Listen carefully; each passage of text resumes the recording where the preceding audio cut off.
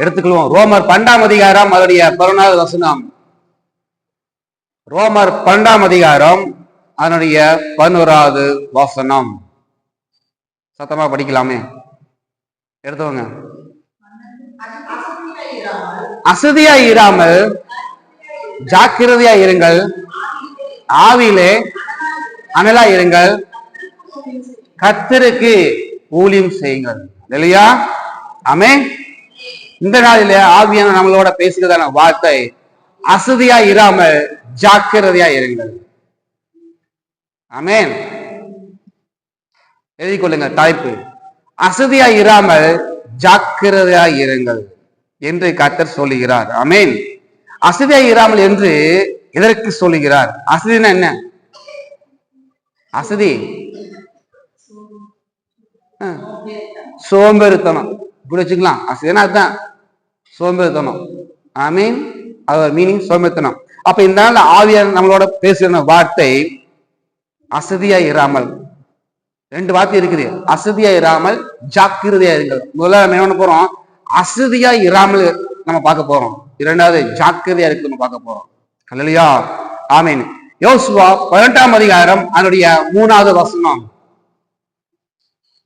யோசுவா 18ஆம் அதிகாரம் அதனுடைய 3வது வசனம். வேகமா எடுத்து பார்க்கணும். ஆகையால் யோசுவா இஸ்ரவேல் புத்திரரை நோக்கி, உங்கள் பிதாக்களின் தேவனாகிய கர்த்தர் உங்களுக்கு கொடுத்த தேசத்தை சுந்து கொள்ள போகிறதுக்கு நீங்க எந்த மட்டும் சோம்பேறித்தனமாக இருப்பீர்கள். ஆமென். அல்லேலூயா. சோறு போட்டாச்சு, சாப்பிட சொல்லியாச்சு, எல்லாம் கைக்கு இருக்குது, நம்ம என்ன பண்றது? இல்ல, சாப்பாடு இருக்குது, நம்ம அப்புறம் சாப்பிட்டுக்கலாம். அது என்னது? சோம்பேறித்தனம். நம்முடைய பிதாக்களுடைய தேசத்தை கர்த்தர் நம்ம கொடுத்துட்டாரு, அது போய் சுதந்திரத்துக்கு நம்ம என்ன பண்ண முடியல, போக முடியல, சுதந்திரத்துக்கு போக முடியல. நம்மளோட 5 சென்ட் இடம் இருக்குது, அது கட்டுறதுக்கு எல்லா பணமும் இருக்குது, வீடு கட்டுறதுக்கு. ஆனா என்ன, எல்லாமே இருக்கு, அப்புறம் கட்டிக்கலாம், அப்புறம் பண்ணிக்கலாம். அது என்னது? அசதி, சோம்பேறித்தனம். ஆமென். கர்த்தர் நமக்கு தேசத்தை சுதந்திரிக்க கொடுத்துட்டாரு, நம்ம போய் அதை சுதந்திரிக்கல. அதான் ஜோசுவா கேட்கிறாரு, நீங்க எந்த மட்டும் அசதியா இருப்பீர்கள், நீங்க எந்த மட்டும் சோம்பேறியா இருப்பீர்கள். மாத்திக்க, அசதி சோம்பேறி தானே, மாத்திக்கங்க. நீங்க எந்த மட்டும் சோம்பேறியா இருப்பீர்கள். அல்லேலூயா.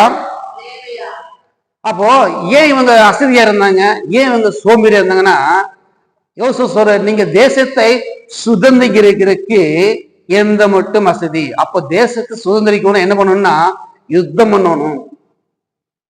நாட்டை பிடிக்கணும் என்ன பண்ணணும்? சண்டை போடணும். ஆமென். தேசத்தை சுதந்திரிக்கிறதுக்கு நீங்க எந்த மட்டும் வசதியா இருப்பீர்கள். அல்லேலூயா. எந்த மட்டும் சோம்பேறியா இருப்பீங்க. நீங்க போய் என்ன பண்ணல, அது சுதந்திரிக்கல. கர்த்தர் உங்களுக்கு கொடுத்துட்டாரு, நீங்க போய் என்ன பண்ணல, சுதந்திரிக்கல, யுத்தம் பண்ணல. அதுதான் அர்த்தம். நீங்க என்ன பண்ணல, யுத்தம் பண்ணல. ஏன் யுத்தம் பண்ணல? சோம்பேறித்தனம். அவன்கிட்ட போய் சண்டை போட்டு அடிச்சுட்டு புதைச்சிட்டு கை கால் கிழிச்சிட்டு இப்படி எல்லாம் கஷ்டப்பட்டு அந்த தேசத்தை பிடிக்கிறதா, இப்படி எல்லாம் கஷ்டப்பட்டு அந்த ஊர்களுக்கு வேணுமா அப்படின்னு வரும்போது வரட்டும். எவனோ ஒருத்தன் போர் செஞ்சுட்டு வருவான், எவனோ ஒருத்தன் சண்டை போட்டு வருவான், அப்புறம் போய் என்ன பண்ணலாம், எனக்கு கூறான்னு போய் கையில கால வந்து வாங்கிக்கலாம். அப்படியா? கர்த்தர் சொல்லுகிறார், கர்த்தருடைய பிதாக்களுடைய தேசத்தை சுதந்திரமா கொடுத்துருக்கு, சுதந்திரமா இருக்கிறதுக்கு நீ எந்த மட்டும் சோம்பேறியாக, நீ எந்த மட்டும் அசதியாய் இருப்பீர்கள். அல்லேலூயா. ஆமென். கர்த்தராகிய இயேசு கிறிஸ்துவே யுத்தம் பண்ணி தான் நம்ம மீட்டெடுத்தார். ஆமென். அவர் சும்மா ஒண்ணு அப்படியே போய் அப்படியே வரல, யுத்தம் பண்ணார். யாரோட யுத்தம் பண்ணார்? சாத்தானோட யுத்தம் பண்ணிதான் நம்மளை சுதந்திரிச்சார். ஆமென். சிலுவையில அவர் நம்மை மீட்டெடுத்தது எப்படின்னா, ஜெயிச்சார், மரணத்தை ஜெயித்தார், சாத்தானை ஜெயித்தார். ஆமென். யுத்தம் பண்ணார். அந்த யுத்தத்துல ஜெயிச்சதுனாலதான் நம்மள என்ன பண்ணாராமா? சுதந்திரிச்சார். ஹல்லேலூயா. பரலோகத்துல பிதாவை தேவனுடைய குமாரன் இயேசு கிறிஸ்துவே யுத்தம் பண்ணி நம்மளை சுதந்திரிச்சார்னா நாம என்ன பண்ணணும்? நமக்கும் தேசத்தை யுத்தம் பண்ணி சுதந்திரிக்கணும். இல்லையா? யுத்தம் பண்ணி சுதந்திரிக்கணும். ஆமென். எடுக்க வேண்டாம். யோசுவா 6ஆம் அதிகாரத்துல பாத்தீங்கன்னா எரிகோ கோட்டை மதில் இருக்கிறது. அது என்ன பண்ணுமா? ஒரு நாளைக்கு ஒரு ட்ரிப் சுத்தி வரணும். 6 நாளைக்கு 6 முறை சுத்தி வரணும். 7ஆம் நாள்ல 7 முறை சுத்தி வரணும். ஆமென். நம்ம என்ன பண்றோம்? நம்ம தெருவுல போய் நடந்து போய் சிசிய சொல்றதுக்கே ரொம்ப வசதியா இருக்குன்னு வந்துடுறோம். ஆனா இங்க பாருங்க, ஒரு நாள் அந்த எரிகோ கோட்டை 7 ஏக்கரா நிலப்பரப்பு உண்டு அந்த நகரம் எரிகோ. ஆமென். ஹல்லேலூயா. 56 கிலோமீட்டர் சுற்றளவு. உங்க ஒரு நாளைக்கு ஃபுல்லா சுத்திட்டு வந்து படுத்தாவே சாயந்தரம் ஆகி போயிடும். 56 கிலோமீட்டர் படுத்துக்கவே அடுத்த நாள் மறுபடி காதிகால எந்திரிச்சு மறுபடி சுத்தணும். இப்படி 6 முறை சுத்தணும். நம்ம முடியுமா? சுத்திட்டு வந்து ஒரு கிலோமீட்டர் நடந்து போனாவே என்ன வந்துருது? அசதி சோம்பேறி எல்லாம் வந்துருது. இவங்க ஒரு நாள் சுத்துன்னு சுத்தி அது கடைசி நேரத்துல ஆண்டவர் பாரு 7ஆம் நாள் 7 முறை சுத்தங்கிறாரு. அன்னைக்கு அவங்க அப்படி அசதியா இருந்து சோம்பேறித்தனமா இருந்து சுத்தாம இருந்திருந்தா எரிகோ அவங்க கைப்பற்றிக்க முடியாது. தேசத்தை சுதந்திரிச்சிக்க முடியாது. ஆமீன். அப்படி அசதியா இராம சோம்பேறித்தனம் சுற்றி வந்தாதான் எரிகோ மதில் விழுந்தது. ஹல்லேலூயா. ஆமீன். அப்போ அவங்க என்ன பயன்படுத்தினாங்க? அந்த எரிகோ கோட்டை விழுகிறதுக்கு அசதியா இராம சோம்பேறித்தனம் இல்லாம துதிய பயன்படுத்தாங்க. ஆமீன். துதிய பயன்படுத்தினார்கள். ஹல்லேலூயா. அப்போ நீங்க தேசத்தை சுதந்திரிக்கிறதுக்கு முக்கியமான ஒண்ணுன்னா துதி. துதியினால் எரிகோ கோட்டை இடிந்து விழுந்தது. ஹல்லேலூயா.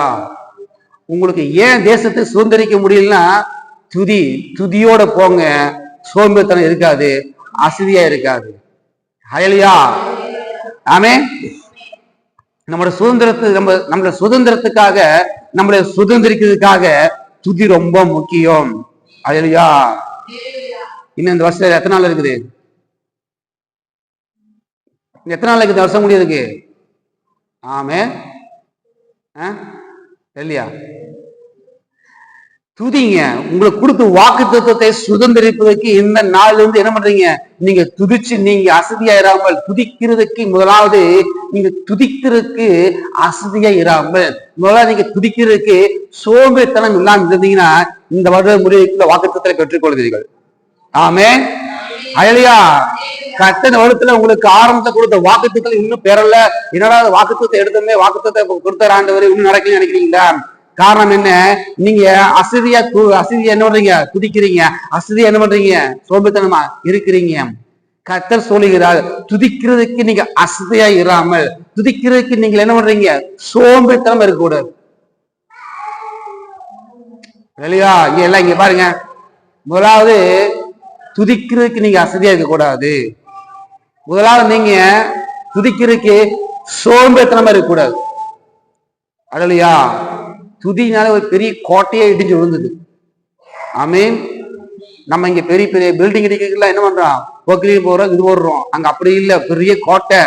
அந்த கோட்டை அப்ப நினைப்பாங்க, ஏன்னா சுத்தி வந்தா விழுந்துருமா? கர்த்தர் செய்றார். ஆமீன். துதிச்சா இடிஞ்சு விழும். அல்லேலூயா. துதிச்சா இடிஞ்சு விழும். ஆமீன். அல்லேலூயா. 2 நாளாகம் 5ஆம் அதிகாரம் 13ஆம் வசனம் 14ஆம் வசனம். சத்தமாய் கர்த்தரை துதித்து சோத்திரத்தை பாடினார்கள். ஆசிரியர்கள் பரிசுத்த ஸ்தலத்திலிருந்து புறப்படுகிலும் பாடல்கள், பூரிகளே, தாளங்கள், கீதவாதிகளுடைய சத்தத்தை துணிக்க பண்ணி கர்த்தர் நல்லவர், அவர் கிருபை என்றும் உள்ளது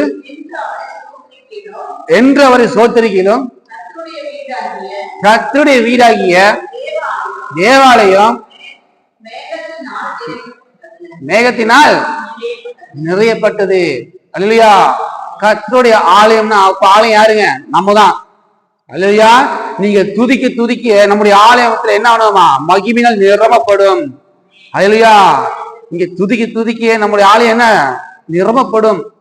நம்மதான் ஆலயம். ஆமென். ஹல்லேலூயா.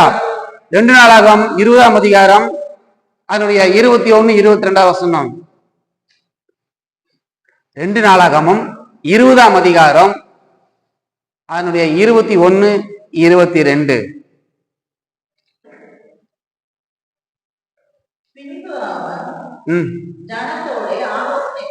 ஜனத்தோட ஆலோசனை பண்ணி பரிசுத்தம் உள்ள மகத்துவத்தை துதிக்கவும் ஆயுதம் அணிந்தவர்களுக்கு முன்னாக நடந்து போய் கர்த்தரை துதியுங்கள், அவர் கிருபை என்றும் உள்ளது என்று கர்த்தரை பாடவும் பாடுகளை நிறுத்தினார். அடுத்து அவர்கள் நல்ல கவனிங்க, அவர்கள் பாடி துதி செய்ய தொடங்கின போது யூதாவுக்கு விரோதமே வந்து பதவி இருந்த அம்மோன் புத்திரரையும் மோவாபியரையும் சேயீர் தேசத்தாரிலும்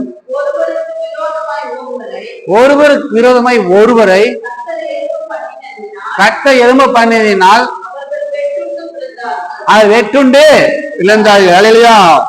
ஆமென். நீங்க துதி செய்ய தொடங்கிற போது உங்களுக்கு விரோதமா பதவி இருந்த மறைஞ்சிருந்த குடும்பத்துல எல்லாத்துக்கும் மறைஞ்சிருந்த எல்லா மந்திர பில்லிசும் எல்லா செயல் எல்லாம் என்னமா அழிக்கப்பட்டு போயிரும். அல்ல வெட்டுண்டு மடிந்துரு. காரணம் என்ன? நீங்க துதிக்க துதிக்க கர்த்தர் துதிக்க துதிக்க தேவட நாமத்தை மகிமைப்படும் தேவட மகத்துவத்தை நீங்க சொல்லி துதிக்கும் போது உங்களுக்கு பதவி இருந்த ஆமா பதவி என்ன மறைஞ்சிருந்த உங்க குடும்பத்துல மறைஞ்சிருக்கிறத, உங்கள் பிள்ளைகள் வாழ்க்கையில மறைஞ்சிருக்கிற உங்க எல்லா காரியம் மறைஞ்சிருக்கிற எல்லா காரியம் எல்லாம் என்ன வெட்டுண்டு போயிடும். ஆமென். இல்லையா? முதலாவது துதிக்கிறதுக்கு நீங்க அசதியா இராமல் முதலாவது நீங்க துதிக்கிறதுக்கு நீங்க என்ன சோர்வுத்தனம் இல்லாமல் இருக்க வேண்டும் என்று ஆவியான சொல்லுகிறார். ஆமென். இல்லையா? நீதிமொழிகள் 19ஆம் அதிகாரம் அவருடைய 15வது வசனம்.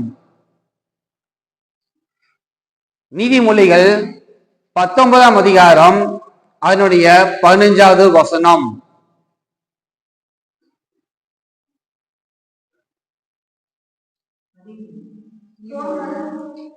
சோம்பல் தூங்கி விழப்பண்ணும், அசதியானவன் பட்டினியா இருப்பான். இன்னொரு படிங்க.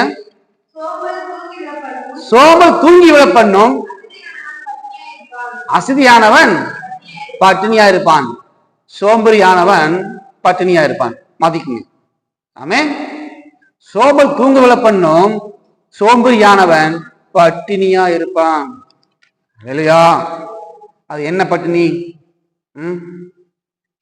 மார்க் 14ஆம் அதிகாரம் 34 முதல் 36வது வசனம் வரை. மார்க் 14ஆம் அதிகாரம் அதனுடைய 34 முதல் 36 வரை. மார்க் 14ஆம் அதிகாரம். அப்போது அவர் என் ஆத்துமா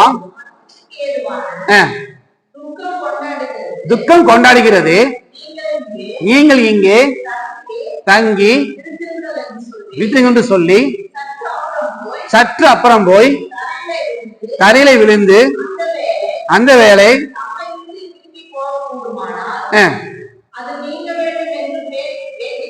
வேண்டிக் கொண்டு அப்பா பிதாவே எல்லாம் உம்மால கூடும் இந்த பாத்திரத்தை என்னிடத்தில் இருந்து எடுத்து போடும், ஆகிலும் என் சித்தத்தின்படி இல்ல. அடுத்தது பின்பு அவர் வந்து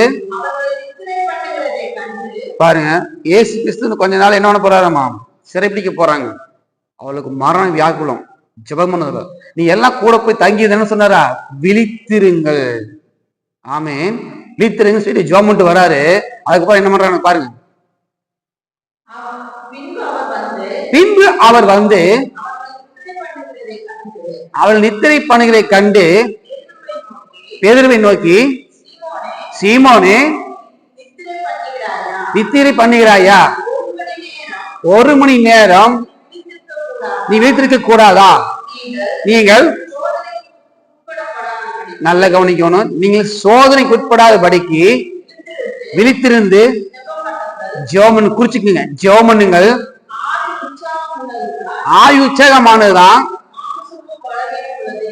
மாம்சமோ சோம்பேறி என்று. ஆமென். ஆயு உற்சாகமா இருக்கும், நம்ம ஜெபம் பண்ணலாம் அப்படி இப்படின்னு. ஆனா மாம்சம் என்ன பண்ணுது? சோம்பேறித்தனம். அப்புறம் ஜெபம் பண்ணிக்கலாம், டைம் இருக்குது, கொஞ்சம் தூங்கிக்கலாம், அப்புறம் ஜெபம் பண்ணி அப்புறம் பண்ணிக்கலாம். ஆனா இங்க சொல்றாரு, ஆவி உற்சாகமா இருக்குது, மாம்சமும் சோம்பேறித்தனமா இருக்குது. மாம்சம் சோம்பேறி, மாம்சம் அசதி, மாம்சம் என்ன பலவீனமா இருக்குது இல்லையா? மார்க் 14ஆம் அதிகாரம் 40-41 வச்சுக்கலாமே. பாத்தீங்களா? ஃபர்ஸ்ட் சொல்லிட்டு போயிட்டாரு, சோதனைக்கு உட்படாதபடி விழித்து ஜெபம் பண்ணுங்க, ஆய்வு உற்சாகமா இருக்குது, மாம்சம் சோம்பேறி சொல்லிட்டு போயிட்டாரு. அதுக்கப்புறமா ஜெபம் பண்ணிக்கணுமா? படிங்க. அடுத்து அவர் மறுபடியும் திரும்ப வந்த போது பாருங்க, அவர் மறுபடியும் எத்தனை பண்ணுறதை கண்டார். சொல்லித்தான் போனாரு. சரி, இயேசு கிறிஸ்து சொல்றாரு, அதுக்கப்புறமா பண்ணலாம் இருக்கிறாங்களா? கூடவே சுத்துறானுங்க, அவரோட மகிமையெல்லாம் பாக்குறாங்க. ஆனா திரும்ப என்ன பண்றாங்க? தூங்கிட்டு இருக்கிறாங்க. படிங்க. அவருடைய கண்கள்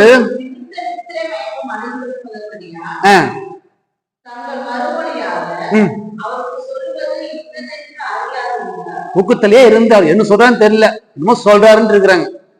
அடுத்தது எத்தனாம் தரம்? 3ஆம் தரம்.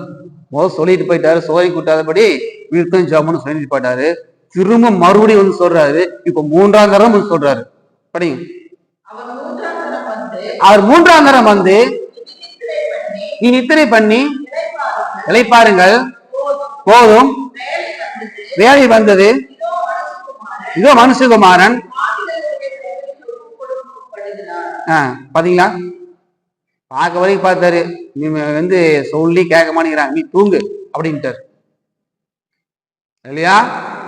தூங்கு. இயேசு கிறிஸ்து கூட இருந்து டிராவல் பண்ணி அதிசயம் அற்புதங்களை பார்த்து அற்பம் பெற்று எல்லாம் சாப்பிட்டு திருப்தி அடைந்தவனே, அவர் சொல்லியே இவங்க கேட்கல. வார வாரம் ஊழியக்காக சொல்ற கேட்க போறீங்க, ஜெபம் பண்ணுங்க, தூங்காதீங்க சொன்ன கேட்க போறீங்க. இங்க வந்தா அப்படித்தான் இருக்கு.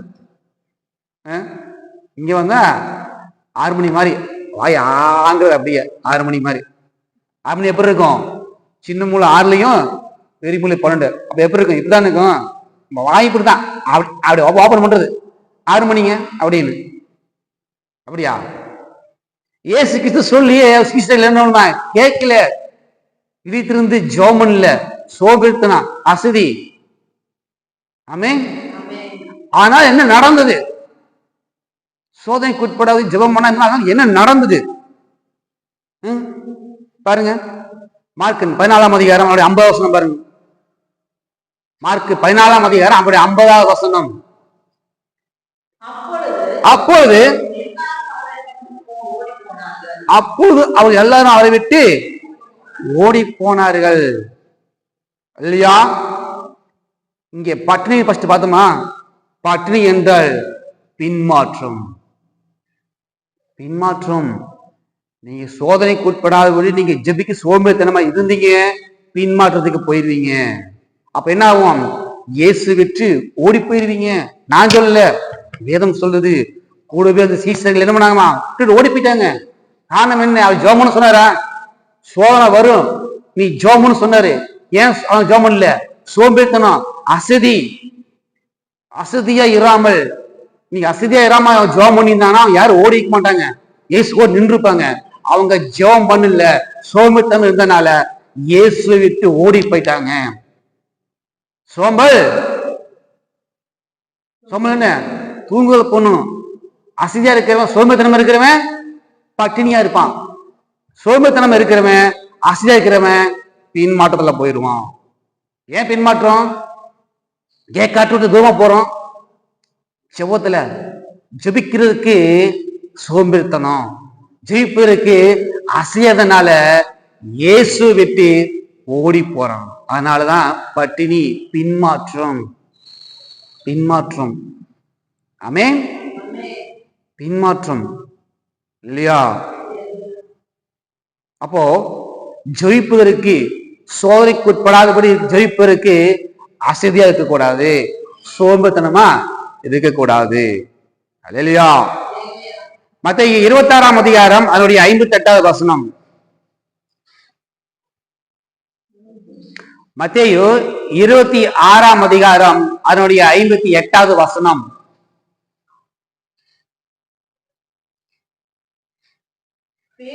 பேதுரு தூரத்திலே போதும். இங்க பாருங்க, என்ன ஃபர்ஸ்ட், நீங்க சோதனைக்கு உட்படாதபடி சோம்பேத்தனமா ஜெபிக்க அசதியா நீங்க இருந்தீங்கன்னா பின்மாற்றத்துல போயிருவீங்க. அப்புறம் அவருக்கு என்ன சொல்லுவீங்க? படிங்க. பேதுரு தூரத்திலே பாருங்க, இந்த சீசர்கள்லாம் இயேசுக்கு முன்னாடி இயேசு கூட போனவங்க இப்ப அவருக்கு பின்னாடி போறாங்க. நீங்க ஜெபிக்க நீங்க என்ன பண்றீங்க? அசதியா இருந்தீங்கன்னா, நீங்க ஜெபிக்க சோம்பேத்தனமா இருந்தீங்கன்னா அவர் விட்டு நீங்க ஓடி போற சூழ்நிலை வரும். அவருக்கு பின்னாடி நீங்க போவீங்க, அவர்கிட்ட நீங்க தூரம் போவீங்க.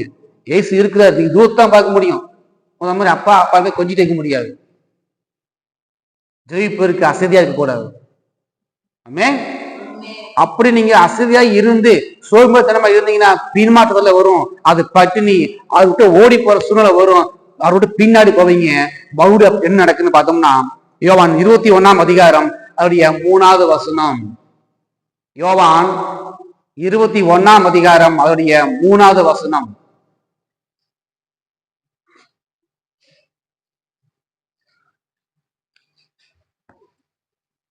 யோவான் 21ஆம் அதிகாரம் அதனுடைய 3வது வசனம். சீமோன் பேதுரு, நல்லா கவனிக்கணும், சீமோன் பேதுரு மற்றவர்கள் நோக்கி மீன் பிடிக்க போகிறேன். போதும், மீன் பிடிக்க போகிறேன். ஃபர்ஸ்ட் என்ன வேலை செஞ்சுட்டு இருந்தான்? மீன் பிடிச்சிட்டு இருந்தானா? ஏசு கிறிஸ்து பார்த்து என்ன பண்ணா? எல்லாத்தையும் விட்டுட்டு வந்தானா? வலை, மீன், எத்தனை லட்சம் மீன் விலை போகுது, மீன் 2 படகு அமிழ்த்தக்க எல்லாத்தையும் விட்டுட்டு வந்துட்டான். ஆமென். இங்க ஜெபிக்க சோதனைக்கு உட்படாதபடி ஜெபிக்க சோம்பேத்தனமா இருந்ததுனால அவரை மறுதலிச்சான், பின்மாற்றத்துக்கு போனா. கடைசியில என்னை விட்டு வந்தானோ அது பின்னாடி மறுபடியும் போயிட்டான். எந்த பாவத்தை என்ன இதையக்காக நீங்க விட்டுட்டு இயேசுக்காக நீங்க வரீங்களோ, நீங்க ஜெபிக்க மறந்தீங்கன்னா, நீங்க ஜெபிக்க சோம்பேத்தனமா இருந்தீங்கன்னா, ஜெபிக்க அசதியா இருந்தீங்கன்னா விட்டு இந்த பாவத்தை பின்னும் தொடர வரும். பின்னாடி போயிடுவாங்க. மீன் பிடிச்சா வந்துட்டு இருந்தான். இதுல மழுக்குண்டானங்களே மனுஷரை பிடிக்கலாம் அப்படின்னு சொல்லி கூட்டு வந்தாரு, விட்டு வந்துட்டான். ஆனா என்ன, பின்மாற்றத்துக்கு போனால திரும்பவும் போய் நான் மீன் பிடிக்க போறேங்கிறான். ஆமென். கர்த்தர் சொல்லுகிறார், நீங்க விட்டு வந்து திரும்பி போயிருவீங்க. உங்களோட பழைய சூழ்நிலைக்கு உங்களுக்கு வந்துரும், சூழ்நிலை வந்துரும். இப்ப கர்த்தரை பிடிச்சு கொண்டாலும் இப்ப இருக்கிறீங்க. நீங்க ஜெயிப்பதற்கு சோம்பேறித்தனமா அசதியா இருந்தீங்கன்னா நீங்க ஃபர்ஸ்ட் எப்படி இருந்தீங்களோ அப்படி போயிரும். நீங்களே போயிருவீங்க. அவன் சொல்றான், மீன் பிடிக்க போறேன், நானு மீன் பிடிக்க போறான். ஃபர்ஸ்ட் மீன் தான் பிடிச்சிட்டு இருந்தான். அந்த வேலையை விட்டுட்டு, அந்த எல்லா தொழில் விட்டுட்டு, அந்த நாட்டமடுக்க வாழ்க்கையை விட்டுட்டு, அந்த பாவ வாழ்க்கையை விட்டுட்டு தான் எனக்கு வந்தான், இயேசு கிட்ட வந்தான். பின்மாற்றம், பட்டினி, பட்டினி ஆயிடுச்சு அவனுக்கு. ஜெபம் பட்டினி. இந்த ஜெபம் பட்டினினால அவனை பின்மாற்றத்துக்கு போயிட்டான். இயேசு விட்டு தூரம் போறான். விட்டு வந்து பாவான், விட்டு வந்து எல்லா காரியத்தையும் அவன் திரும்ப செய்யறான். காரணம் என்ன? ஜெபிக்க அசதியா இருந்தனால. காரணம் என்ன? ஜெபிக்க சோம்பேறித்தனமா இருந்தனால. 2வது வார்த்தையை கர்த்தர் சொல்கிறார், நீங்களை ஜெயிப்பதற்கு, அதுவும் சோதனைக்கு உட்படாதபடி ஜெயிப்பதற்கு நீங்க சோம்பேறித்தனமா இருக்க வேண்டாம். ஆமென். ஹல்லேலூயா. நீங்கள் சோம்பேறித்தனமா இருக்க வேண்டாம். ஹல்லேலூயா. அப்புறம் அப்படி சோம்பேறித்தனமா இருந்து, அப்படி பட்டினியா இருந்து கர்த்தரை விட்டு பின்மாற்றத்துக்கு போய் திரும்ப பாலை பாவங்கள் எல்லாம் செய்யும் போது அடுத்தும் நடக்கிறது. அது என்னன்னா, ஏசாயா 8ஆம் அதிகாரம் அதனுடைய 21வது வசனம். கடைசி தான் நடக்கும். ஏசாயா 8ஆம் அதிகாரம் அதனுடைய 21வது வசனம். இடுக்கன் பாத்தீங்களா, பட்டினியாயும் தேசத்தை கடந்து போவார்கள். அவர்கள் நல்ல கவனிக்கணும், அவர்கள் பட்டினியா இருக்கும் போது, அவர்கள் பின்மாற்றத்தில் இருக்கும் போது மூர்க்க வெறி கொண்டு தங்கள் ராஜாவையும் தங்கள் தேவனையும் தூஷிப்பார்கள். பின்மாற்ற போனதுக்கு அப்புறம் வாழ்க்கை எதுவுமே நடக்காது, எந்த ஆசீர்வாதமும் இருக்காது. வீட்டுல சண்டை பிரச்சனை கடன் தொல்லை இருக்கு, அப்படியே எக்ஸ்ட்ரா போயிட்டே இருக்கும். ஆனா என்ன சொல்லுவா வாயில, தேவனை தூசிக்கிற நாளைக்கும் இயேசு நம்பி வந்தேன், இப்படி போய் நாம எப்படி போச்சுவாரு. காரணம் யாரு? நீங்க தான். சோதனைக்கு உட்படாதது ஜெபிக்கு சோம்பேறித்தனம் இருந்ததுனால பின்மாற்றத்துக்கு போயிட்டு கடைசியில வாழ்க்கையில உண்மை நடக்கலைன்னா, தங்கள் ராஜா, நம்ம ராஜா யாரு? இயேசு கிறிஸ்து. நம்ம தேவன் யாரு? இயேசு கிறிஸ்து. அவர் தூசிக்கிறது. உங்களை நம்பிதான் நான் வந்தேன், என்னை இப்படி பண்ணிட்டீங்களே. உங்களை நம்பிதான் நான் வந்தேன், என்னை இப்படி கை விட்டுட்டீங்களே. உங்களை யார் நம்ம தூசிக்கிறோம்? நம்ம ராஜாவை தூசிக்கிறோம், நம்ம தேவன் தூசிக்கிறோம். பண்றதுல யாரு? அம்மா.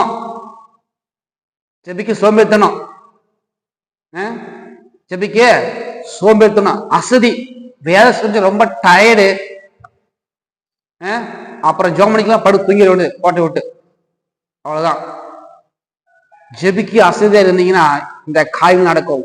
நீங்க உங்க வாயிலேயே, உங்க நாவினாலே கத்த துதிச்சு பாடின அந்த வாயி பின்மாற்றத்தினாலே, அதே நாவினாலே தேவன் நீங்க என்னணுமா தூசிக்கிற நிலைமை வரும். நான் சொல்ல வேதம் சொல்லுது. பட்டினி அதுக்கு என்ன வரும்? தியானம் விட்டு தூரம் போவோம். அடுத்து என்ன நடக்கும்? பின்னாடி போவோம், பின்னாடி போயிடுவோம். அதுக்கப்புறம் நடக்கும் பிரச்சனை வரும். அதுக்கப்புறம் தேவன் நம்பி வந்தேன் விட்டுட்டாரே, நாமளே குடிச்சிருவோம். அதுக்கு ஆவியானவர் சொல்லுகிறார், ஜெயிப்பதற்கு, சோதனைக்கு உட்படாதபடி நீங்க ஜெயிப்பதற்கு சோம்பேறித்தனமா இருக்காதீங்க, அசதியா இல்லாமல் சோதனைக்கு உட்படாதபடி நீங்கள் ஜெபம் பண்ணுங்கள். ஆமென். முதலாவது உங்களை சுதந்திரிக்கிறதுக்கு, துதிக்கிறதுக்கு நீங்க என்ன பண்ணக்கூடாது? சோம்பேறித்தனமா அசதியா இருக்க கூடாது. ரெண்டாவது, நீங்க சோதனைக்கு உட்படாத ஜெயிப்பதற்கு சோம்பேறித்தனமா அசதியா இருக்கக்கூடாது அப்படிங்கிறார். ஹல்லேலூயா, ஆமென். மூன்றாவது, எரேமியா 48ஆம் அதிகாரம் 10வது வசனம். எரேமியா 48ஆம் அதிகாரம் அதனுடைய 10வது வசனம். நல்ல கவனிப்பு, முக்கியமானது, எல்லாத்தையும் விட படிங்க. கர்த்தருடைய வேலையை அசதியா செய்கிறவன் சபிக்கப்பட்டவன். ஆமென். எல்லாரும் சேர்ந்து வாசிக்கலாம் அந்த வசனத்தை. சேர்ந்து எல்லாரும் வாசிங்க.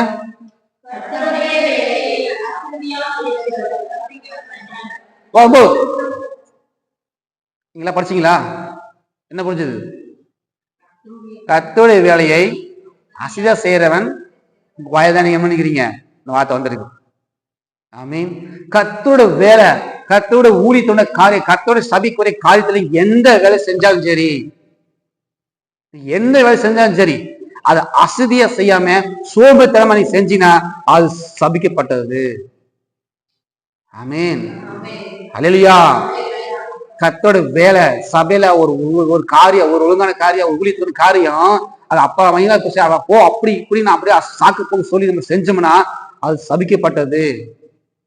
மற்ற காரியத்தை ஆண்டவர் சொல்ல, கர்த்தரோட வேலை, அவ்வளவு வேலைக்கு நீங்க எந்த காரியம் செஞ்சாலும் சரி, ஒரு சுவிசேஷம் சொல்ற காரியமா இருந்தாலும் சரி, அப்பளே சொன்ன மாதிரி ஒரு பாய் போடுற வேலை, சேர போடுற வேலை, எந்த வேலை, ஜென்மத்துக்கு எந்த வேலை இருந்தாலும் நம்ம என்ன பண்ணலாம், அதை சோம்பேறித்தனமா செய்யக்கூடாது. அசைய செய்ய ஜன்னல் தானே இதுக்கு தொடக்கிறதா, அப்படி இல்லை, இது கர்த்தருடைய ஆலயம். ஆமீன். ஜன்னலுக்காக எல்லாம் இருக்குது, ஒரு வீடு, இது ஒரு கட்டணம் அப்படின்னு நினைச்சீங்கன்னா அது அவ்வளவுதான். இது தேவனுடைய ஆலயம். ஆமீன். இந்த தேவனுடைய ஆலயத்துல நீங்க எந்த வேலை செஞ்சாலும் சரி, ஒரு சின்ன பேப்பர் இருக்குது, அந்த பேப்பர் சுத்தி கூட டஸ்ட்பின்ல போடுறீங்களா, அது கர்த்தர் பாப்பார். இது கர்த்தருடைய ஆலயம். ஆமீன். ஹல்லேலூயா. தண்ணி சிந்திரிச்சு யாராவது பார்க்க சொல்லணுமா? அப்படி கிடையாது. தண்ணி சிந்திரிச்சா டப்புனு துவைச்சு போறீங்களா, அது கர்த்தருடைய ஆலயம். ஏன்? அது அசதியா இல்லாம என்ன பண்றீங்க? சோம்பேறித்தனம் இல்லாம அது போய் செய்றீங்க. ஆமீன். இது எழுத்தின்படி.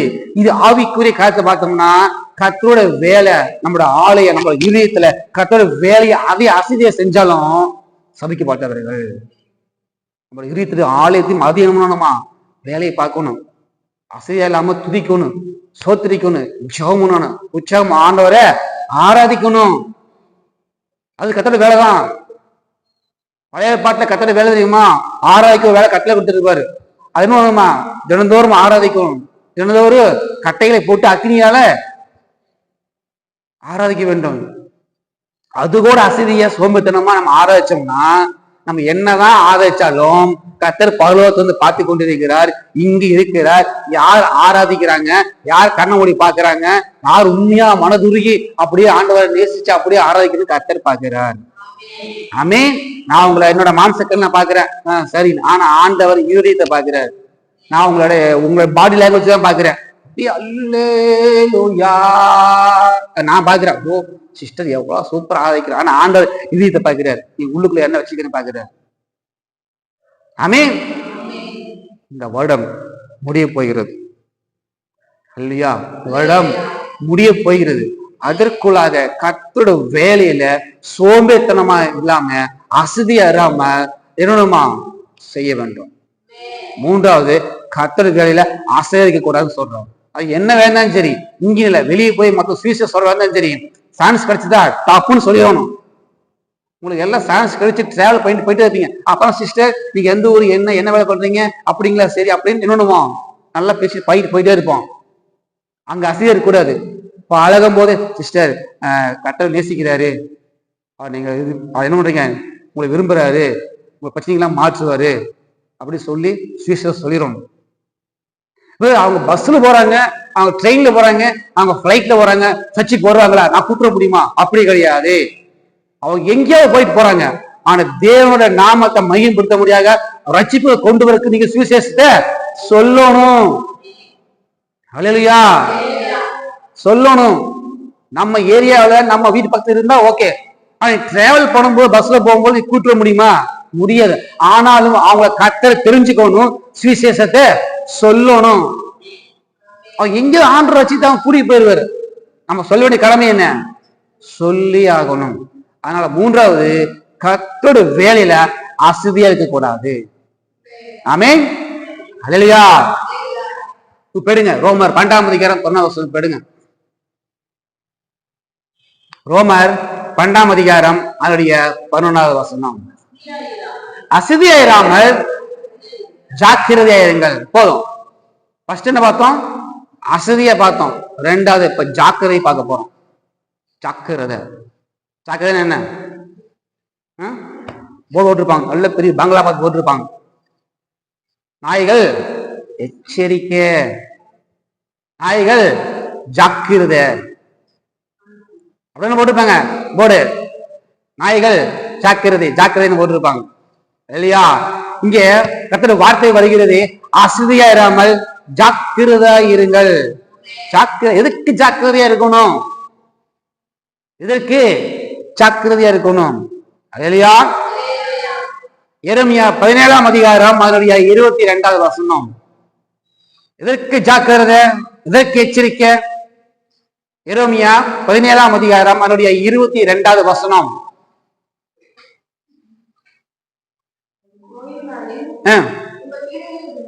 ஓய்வு நாள் வீட்டிலிருந்து சுமை வெளியே கொண்டு போகாத படிக்கும், ஒரு வேலையும் செய்யாத படிக்கும் உங்கள் ஆத்மாக்களுக்காக, உங்கள் ஆத்மாக்களுக்காக நீங்க என்ன பண்ணணுமா? எச்சரிக்கையா இருங்க. ஓய்வு நாள் என்ன வெள்ளிக்கிழமையா?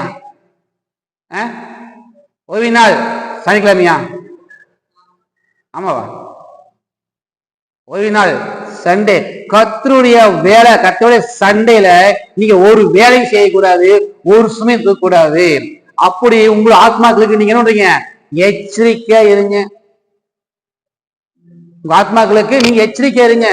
ஏன் ஆத்மாக்களுக்குன்னா அந்த ஆத்மா தான் அந்த சண்டையில பிக்னிக்கு போகுது, அந்த ஆத்மா தான் சண்டையில கெடா விருந்துக்கு போகுது, அந்த ஆத்மா தான் என்ன பண்ணுது? கல்யாணத்துக்கு போகுது, அந்த ஆத்மா தான் பர்த்டேக்கு போகுது, அந்த ஆத்மா தான் காது குத்துக்கு போகுது. அதனால சொல்றாரு, அந்த ஆத்மா உங்க ஆத்மாக்கு நீங்க எச்சரிக்கை இருங்க. என் ஓய்வு நாள்ல என் வேலைக்கு ஏதாவது வேலை செஞ்சீங்கன்னா உங்க ஆத்மா எச்சரிக்கை இருங்க. ஆமென். காலங்காலமா கட்டளை, ஓய்வு நாளை பரிசுத்தப்படுத்துங்க, பரிசுத்தமாக்குங்க. நமக்கு தெரியும், எல்லாமே தெரியும். ஆனா இந்த சண்டேல எல்லா ப்ரோக்ராம் வருது இல்லையா? போன வார மெசேஜ் அதுதான். நம்ம என்ன பண்றோம், எல்லா உறவுகளுக்கு முக்கியத்துவம் கொடுக்கும். அதனால ஐயோ என்னோட தாய் தகப்ப நான் பார்க்க கூடாதா, நான் பேசக்கூடாதா, அண்ணி பார்க்க கூடாதா, எல்லாம் பண்ணலாம். நான் அதை பண்ணக்கூடாதுன்னு சொல்ல, நீ தப்பா இருந்து கொள்ள வேண்டாம். ஆனா கர்த்தரை விட அவனுக்கு முக்கியத்துவம் கொடுக்க கூடாதுன்னு சொல்றேன் இல்லையா? ஒரு சண்டையில அவங்க புரோகிராம் வச்ச சண்டையில உங்களை அழைப்பு கொண்டிருந்தால் முதலாவது நீங்க சபைக்கு சபை தேவனை துதித்து கொண்டு முடிச்சதுக்கு அப்புறம் உங்களுடைய காயத்தை பாருங்க. ஆமென். போன வாரம் அப்படிதான். சகோதரனை பார்க்க கூடாதா, அம்மா நேசிக்க கூடாதா, மனை நேசிக்க கூடாதா, அது முக்கியமா? அப்படி அது இல்ல. தேவ ராஜ்யத்தை நீதி தேடுங்க. சண்டையில் எந்த அழைப்பு வந்தாலும் சரி நான் போகக்கூடாதுன்னு சொல்ல. ஆனா ஃபர்ஸ்ட் நீங்க முதலாவது தேவ ராஜ்யத்துக்கு வாங்க. ஆலயத்துக்கு உங்களை உருவாக்க தேவனை துதிச்சு ஆராதிச்சுட்டு அப்புறம் நீங்க புரோகிராமுக்கு போங்க. நம்ம அது பண்றது இல்ல. முதலாவது நேரா போட்ட வேண்டியது புரோகிராமுக்கு. அப்ப அந்த நாள்ல என்னாச்சு, தேவன் துதிக்க முடிய ஆராதனை பிடிக்க போகுது. அப்ப ஆண்டவர் சொல்லி அவங்க என்ன மறந்துட்டு மற்றவங்களை பின்பற்றான்னு சொல்றாரு. அதான் போன மெசேஜ். அது இப்போ பரிசுத்த நாள் அவருக்கு மட்டும்தான் கொடுக்கணும். ஆமென். என்ன வேலை சரி, எப்படிப்பட்ட காய் நடந்தாலும் சரி பரிசுத்த நாள அவருக்கு தான் கொடுக்கணும். ஆமென். எனக்கு தெரிஞ்ச ஒரு இந்து சகோதரன் தான், அவர் சொல்றாரு, என் தம்பி கூட தம்பின்னா கூட பிறந்த தம்பி இல்லை, தம்பி முறை, என் தம்பி கூட பிரதர் அவங்க மாறிட்டாங்க. அவன் சொல்றான் நல்லா அவங்க அம்மாவை பாத்துக்கிறான். முதல்ல எங்க அம்மா மதிக்க மாட்டான், எங்க அம்மாவுக்கு காசு கொடுக்க மாட்டான், பணம் கொடுக்க மாட்டான், எதுவுமே மதிக்க மாட்டான், திட்டுவான், பேசுவான். ஆனா எப்ப இயேசு கிறிஸ்துவை ஏற்றுக்கொண்டானோ இப்ப அவங்க அவனுக்கு அவன் என்ன பண்றான், பராமரிக்கிறானாமா. ரெண்டாவது சொல்லிட்டா, ஞாயிற்றுக்கிழமை எங்க அம்மாக்கு எதை நடந்ததுன்னா நீங்க எல்லாம் பாத்துக்குங்க ஓப்பனா சொல்றானாமா. இப்படி எப்படி மாறினா தெரியல, இப்படி சொல்றான் அவன். ஞாயிற்றுக்கிழமை ஃபர்ஸ்ட் ஞாயிற்றுக்கிழமை தான் என்ன சரி நீங்க பாத்துக்க. அவங்க அம்மாட்ட சொல்றானாமா, அம்மா உனக்கு எதாச்சுன்னா கொலியோடு நீ நினைச்சுக்காதம்மா, என் பையன் எனக்கு ஒளி ஓடுவான்னு நினைக்காத, நான் முதல்ல தேவனை துதிப்பேன், முதல்ல நானு சர்ச்சுக்கு தான் போவேன், நான் முதல்ல தேவனை தான் ஆராதிப்பேன். அவங்க மனைவியும் மாறிட்டாங்க, எப்படின்னு தெரியல அப்படின்னு நான் சொன்னேன். கர்த்தருடைய அன்புங்க, அந்த அன்புக்கு முன்னாடி எதா இருந்தாலும் தோத்து போகும். ஆமீன். நம்ம தேவன் மேல நம்ம அன்பு வச்சோம்னா நம்ம எது நமக்கு பெருசா தெரியாது, கர்த்தர் நமக்கு பெரியவா தெரிவார் இல்லையா? ஆமீன். அப்போ தேவனுக்கு, அதாவது நம்மளோட ஆத்மாக்கு எப்படி எச்சரிக்கை இருக்கணும்னா, கர்த்தரோட பரிசுத்த நாள் ஓய்வு நாளுக்கு என்னணுமா, கோச்சலாக்க கூடாது இல்லையா? ஆமீன். எரேமியா 48ஆம் அதிகாரம் 10ஆம் வசனம் ஃபர்ஸ்ட் படிச்சுமே.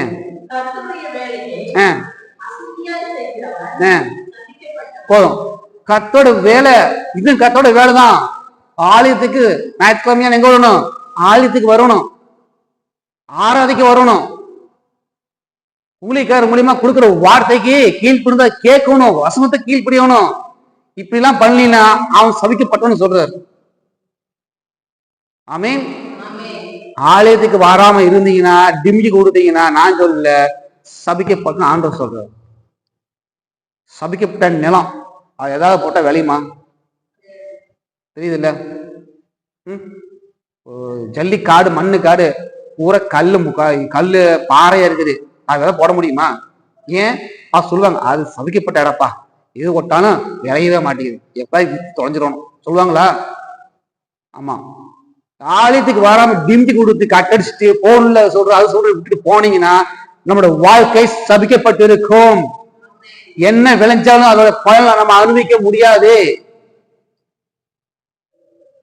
நம்முடைய வாழ்க்கையில எது விளைஞ்ச ஆசிரியர் வந்தாலும் பச்சை கிளிகளும் பச்சை புழுக்களும் எட்டி கிளியில என்னணுமா தின்னுட்டு போயிடும். நினைச்சிருப்போம் அப்பா நம்ம விளைச்சல் பாருங்க அப்படியே எப்படி வந்திருக்கு, அமோகமா வந்திருக்குது, சம்பளம் நிறைய மாசம் வந்திருக்குது. 2 மணி நேரம் தான், ஒரு நாள் தான் சம்பளம் மேல காலி ஆயிடும்.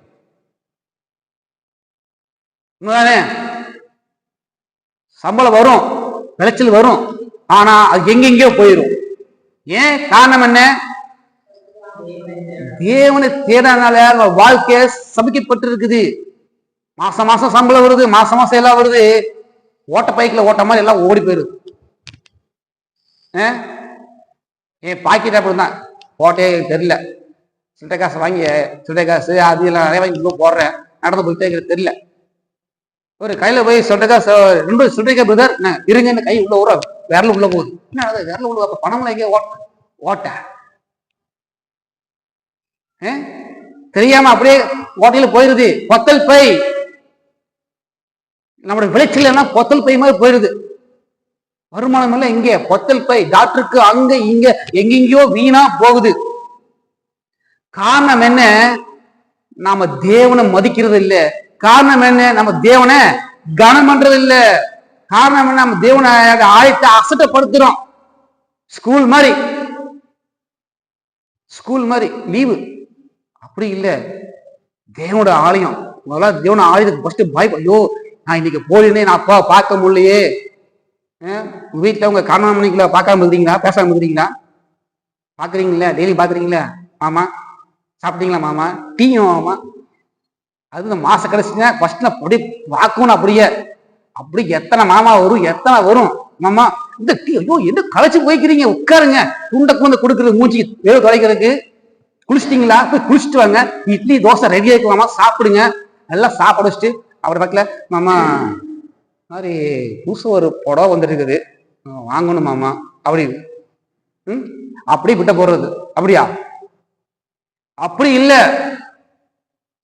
தேவ நமக்குள்ள உறவு அப்படி இல்ல.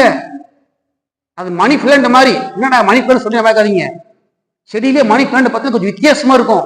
ஏன்னா அதுல எங்க விட்டாலும் பின்னி பெடைஞ்சிடும். அப்படியே ஒரு கைத்து கட்டி விட்டீங்கன்னா அந்த மணி பிளான்ட் அப்படியே வளைஞ்சு அப்படியே பின்னிடு. அப்படியே அது ஏதாவது அந்த மணி பிளான்ட் வெட்டி போட பார்த்தீங்கன்னா வெட்டி போட முடியாது, பிரிச்சுதான் எடுக்கணும்.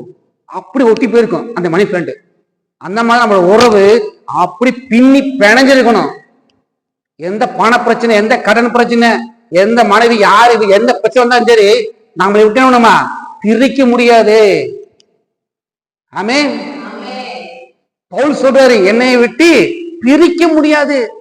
அப்படி கம்மு மாதிரி போட்டு ஒட்டியாச்சு, பிரிக்க முடியாது. அந்த மாதிரி நம்ம உறவு அந்த மாதிரி இருக்குதா? கர்த்தருக்கு நமக்குள்ளது உறவு அந்த மாதிரி இருக்குதா? பிரிக்க முடிய உறவு இருக்குதா? ஒரு சின்ன சண்டை வந்தா போதும், நான் இன்னைக்கு ஜெபம் பண்ண மாட்டேன், போ சாப்பிட வந்து பாரு 3 நாளைக்கு. அது மட்டும் இல்ல, என்ன சண்டை வந்தாலும் சரி அள்ளி போடு பூசு 3 வேளைக்கு 4 வேளை. ஏன் சண்டை இல்ல, பசி இல்ல, உடம்புல இலகிருச்சு, சாப்பிட மாட்டேன், அதான் இப்ப காய் சாப்பிடுறேன். இப்படி தேவனுக்கு நமக்குள்ள உறவு இழந்து போனால் சபிக்கப்பட்டுருவோம். நம்ம ஆசீர்வதிக்கிறது அவரு தான். அவரவே நம்ம பார்க்க முடியும், காணாம பண்ண முடியும்னா நம்மளை யாரு ஆசீர்வதிப்பாங்க சொல்லுங்க?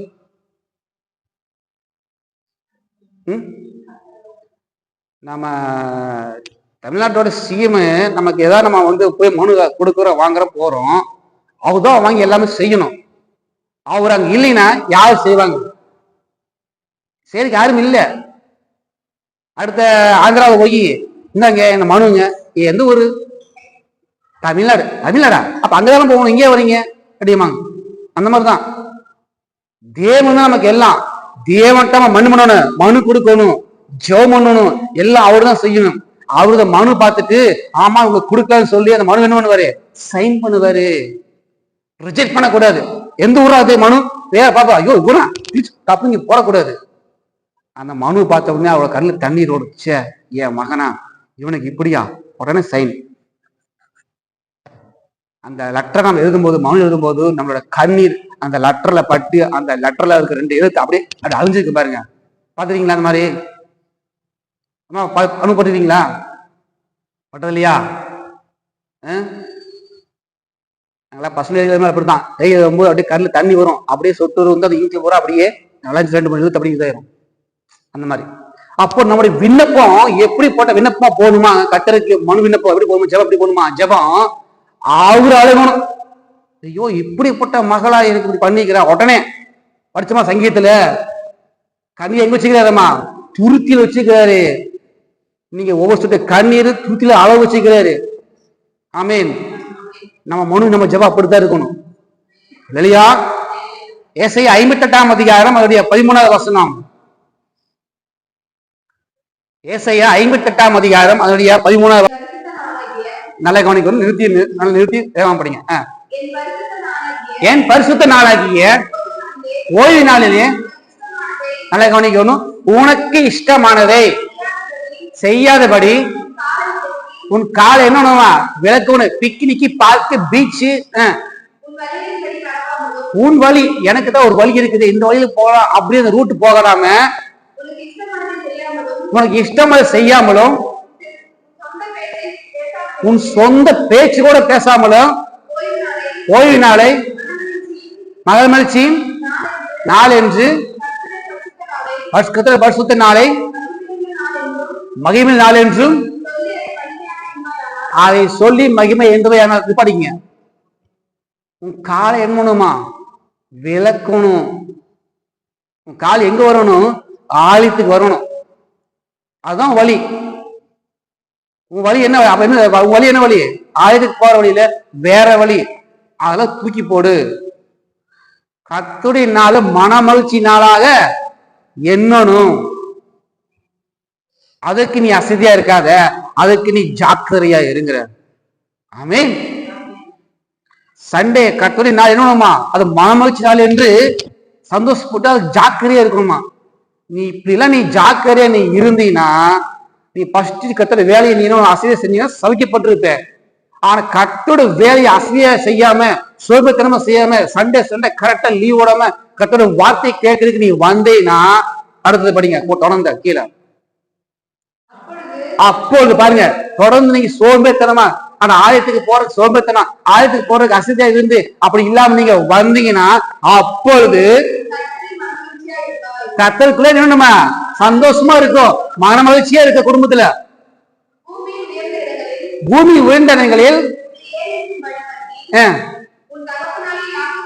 உன் தகப்பன் யாக்கோபனுடைய சுதந்திரத்தால் உன்னை போஷிப்பேன்.